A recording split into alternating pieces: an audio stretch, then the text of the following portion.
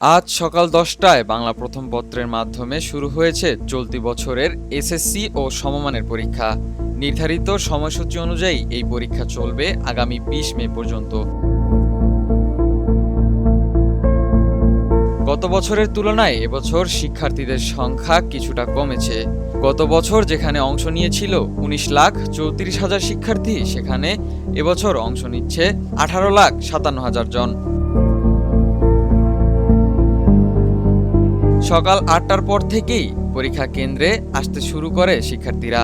তাদের সঙ্গে আসা অভিভাবকরা জানান, ঢাকা শহরে যানজটের কথা মাথায় রেখে আগেভাগেই কেন্দ্রে পৌঁছেছেন তারা, যাতে শিক্ষার্থীদের প্রবেশে কোনো সমস্যা না হয়। জ্যামজট, দূরে থেকে আসছি, একটু সময় নিয়ে আসতে হয়েছে আমাদের।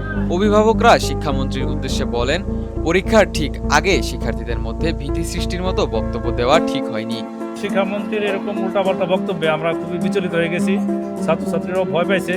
ওনার এই ধরনের বক্তব্য দেওয়াটা এই পরীক্ষার সময় এসে ঠিক হয় না, কারণ এখনকার যে সিলেবাস, এই সিলেবাসের নকল করা সম্ভব।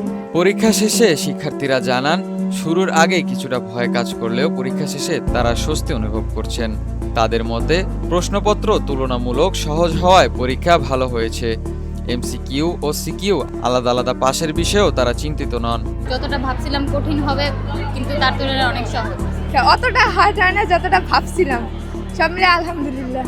এদিকে অভিভাবকরা আশা প্রকাশ করেন, তাদের সন্তানরা ভবিষ্যতে ডাক্তার সহ বিভিন্ন পেশায় প্রতিষ্ঠিত হয়ে মানুষের কল্যাণে কাজ করবে।